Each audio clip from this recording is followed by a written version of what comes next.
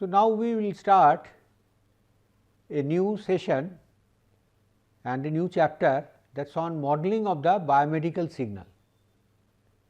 Now, if we look at our old diagram, that the overall the goal was to find out that our biomedical signal, from there that where it has gone through number of stages like amplification, filtering, A to D conversion, removal of artifact, segmentation and the event detection.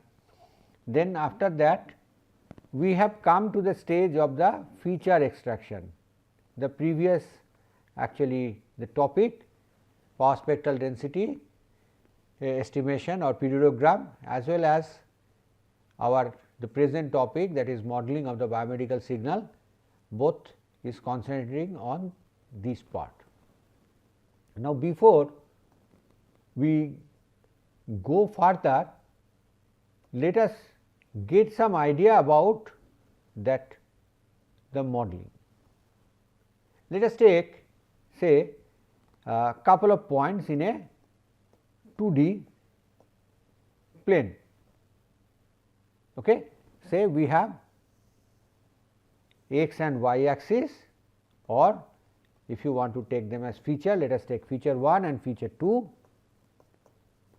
Now, we get some points, we can add some more here and there, as many as you want. Now, we can keep actually the information about all. Instead of that, if we fit a say straight line on them, say we take a base fit line passing through these points, how that can help?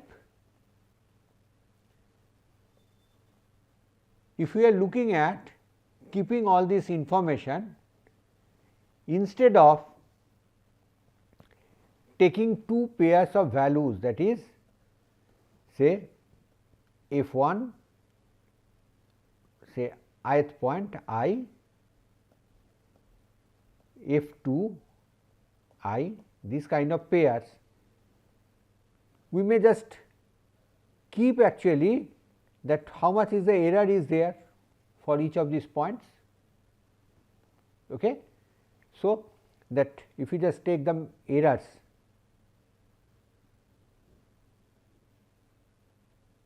so that can give us those values. So, it can be give us a compact actually representation of the data, or data compression we can get. More than that, what it can do actually, that is very amazing. When you think of that there is a huge amount of data, it is difficult to get the trend. If we know that the variation should be linear, then by fitting these straight line we can get actually much closer to our system. But when you have such number of data points, and what can happen, you may find that instead of taking a straight line, say if I fit a parabola, it has a better fit. Okay. In fact, we know that more the higher the order, that the error for that polynomial would be lower. Okay. But beyond a range, what we will find for the parabola and for the straight line, the two, they would differ much with each other. Okay. So, we would get actually two different answers in two different cases. Now, this is where the beauty as well as the danger of the modeling lies.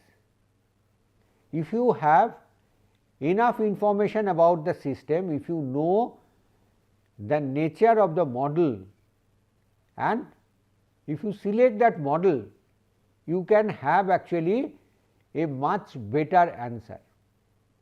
For example, if you think that all these data, they are coming out of a linear distribution, f1 and f2, they should move in a straight line, they should have a linear relationship, and whatever the variation is happening, that is because of the error. By fitting that straight line, the amount of error suppression will have, you cannot get that with all the other means what we have studied. Okay?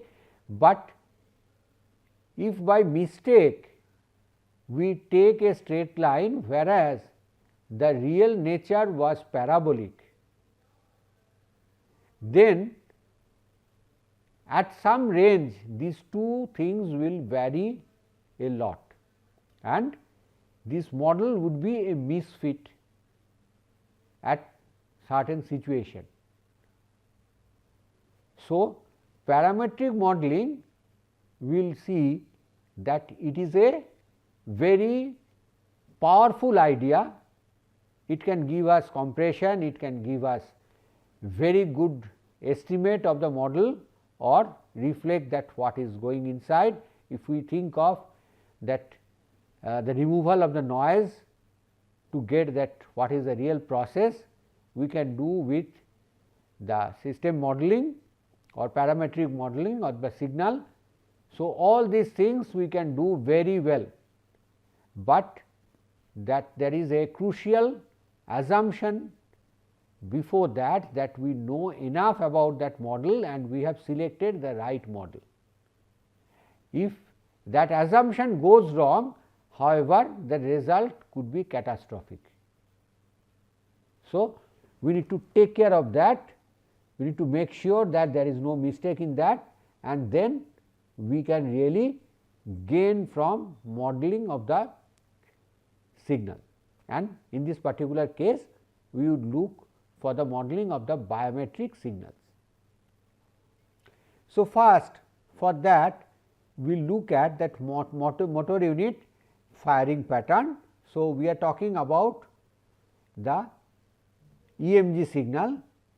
So, for any action we know we need to activate a number of actually now these muscle fibers, and for that a number of actually neurons, they need to come forward to give that signal and to excite them. So, if we take a surface electrode and collect that EMG signal, that we will get not just the output of coming from the one actually that neuron, but a number of actually neurons, they are exciting those muscles. So, we are getting a summation of the that all of them, the spatio-temporal summation of those action potential we will get. Now, if we are interested to look at one particular motor neuron, then we need to consider one single motor unit or those muscles which are connected with one motor neuron. And in that case what we see that those set of muscles or muscle fibers, they are excited again and again. So, there is a train of actually signal. Okay. So, train of signal that which gives rise to that single motor unit action potential. Okay. So, this is we can take a unit in our case, and what we get that this is a quasi periodic sequence. What do we mean by quasi periodic? That it is actually getting repeated and it is not exactly periodic, because the periodicity is varying, but that variation is not much, it is within a band. Okay. So, that is why we call this as a quasi periodic sequence, these pulse trains which are exciting that muscles. Now, let us look further that the interval which here we are showing first at the top, that if this could be decomposed, then we could get actually the signal coming out of each of these different fibers. Okay. So, we could get them separately, but it is not happening in that way. We are, as we are using a surface electron or so, we are getting, or a needle going near to that, it is getting the sum of actually all of them. Now, if we look at that those signals, because they are excited by the single neuron, they are excited at the same time, and those pulses which are exciting those muscles, they are occurring at the same time, that is visible in that way, and the interval between these pulses known as interpulse interval, or in short IPI. It is not actually very definite or does not remain exactly the same. That is why we told it is quasi periodic. Okay. And if we look at them, we find there is a band within that it varies. For the normal muscle activation, that SMUAP duration, it is in between 3 to 20 millisecond. That means that event is occurring between 3 to 20 millisecond, that much time those that skeletal muscles are activated, and motor unit firing rate, they are between 7 to 25 pulse per second, in short PPS. What that means, that the interpulse interval or IPI corresponding to that 17 to 25 pulse per second, it is giving us 40 to 140 millisecond interpulse interval. Okay. So, how we are getting that? In fact, 1 into 10 to the power 3, because it is a millisecond, divided by 25 will give us 40 millisecond. Okay. Same way, if we take that 7, that same way we can get with the help of 7, that 1 into 10 to the power 3 by 7, we will get some number close to 140. Okay. So, they are having exact same amount of information. It is just for the sake of our actually understanding and visualization, we can use one of them, okay, either interpulse interval or the firing rate. In this case, we find that interpulse interval is easier to visualize that event. Now, two researchers we get, Agarwal and Gottlieb, they have modeled that SMUAP as the convolution of a series of unit impulse response, because it is a train of pulses. What they have suggested, that it can be taken as a series of unit impulse, and that whatever we are getting, as that is not exactly looking like an impulse. So, it must be convolved with a basic shape, which gives rise to the basic SMUAP wave. So, they have proposed a model in this way, where YT is the SMUAP train, and this is created by that pulse interval xt, and that is the xt is the train of pulses and ht is the impulse response of SMUAP impulse response. Okay. So, two together it is giving us the output yt, that is what we have collected from the needle electrode, or we can say that our sensor. So, if we can do that deconvolution, then we can actually get this x. Okay. So, that is one thing we get. Next, let us look at a different application altogether. We have seen the cardiac rhythm. Again, the cardiac signal or ECG, it is not completely periodic, but it is quasi periodic. That means, it is close to periodic signal, and that is also a cyclostationary signal. What do we mean by cyclostationary?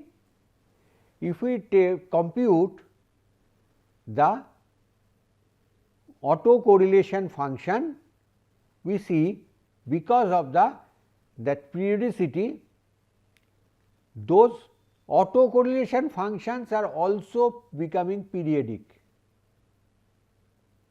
and when the autocorrelation functions become periodic, then we call such signal as cyclostationary.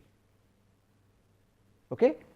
So, that is the special property of the ECG signal.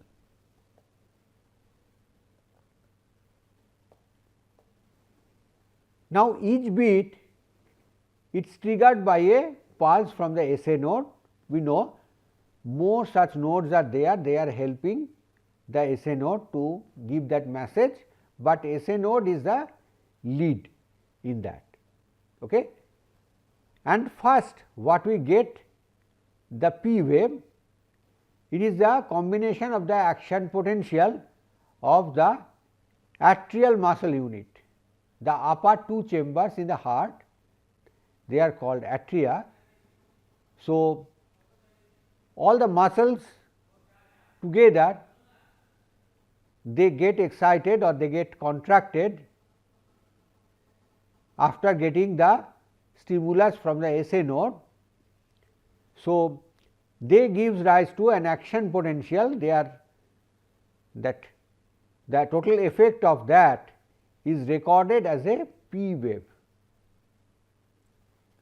Now, after that comes the QRS and the T wave due to the spatiotemporal summation of the ventricular action potential, and we know to allow the activity, that is the transfer of blood from the atria to the ventricles, SA node actually incorporates some delay in between, or it actually stops the signal, but it does not attenuate, it just stores the signal for some time, and then after the time is over it releases that signal as such, and we get the first the QRS action potential because of the compression of the ventricular muscles, and when they get relaxed or depolarized, then we get actually the T wave. Now, for some of the disease, the rhythm or the beats are more important than the exact shapes. For example, whether the SA node is giving the signal in proper time, or there are some nerves which are carrying the stimulus from that AV node to the different parts of the ventricle. So, whether that pathway is intact or having some problem. So, all such cases that the rhythmic analysis or the beat analysis is good enough. We do not have to look at the wave shape. Okay. So, rather than the wave shape, if we look at the occurrence of the beat or that the time stamp or the difference between the two R waves, which we call as RR interval, that is actually good enough for that this kind of analysis. Okay. So, we get that at different points, that if we just look at these impulses or trains of impulses coming out of SA node, that can give us a good amount of information about a number of diseases. Okay. So, now let us look at further.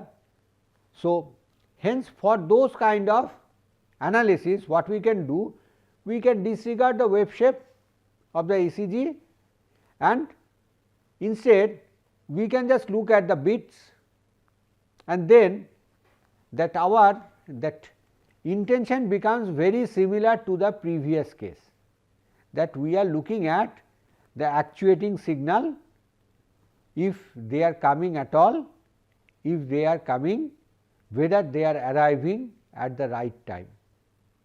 Okay. That becomes of crucial importance. So, we get that this particular example of ECG, it has some commonality with the problem of the EMG we have just described earlier. So, again in this case the signal of interest is nothing but some delayed impulses. Okay. So, that is our signal of interest. Next, let us look at the speech signal. We know the speech signal is generated by the vocal tract and it has to be excited by actually the air which has a turbulent flow, or we can say that it is driven by say white noise, like some of the statistical models actually we get driven by noise, and other thing could be the pulse train. So, these two separately or a combination of them can excite the vocal tract and give rise to that signal. Okay. So, here one thing we can note first, that the shape of this vocal tract, they vary over the time, but this variation is slow. So, if we take a small interval of time,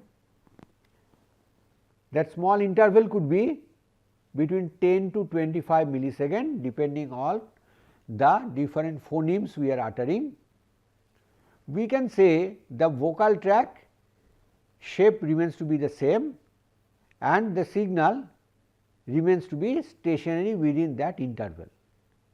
In other words, it is a quasi stationary kind of signal.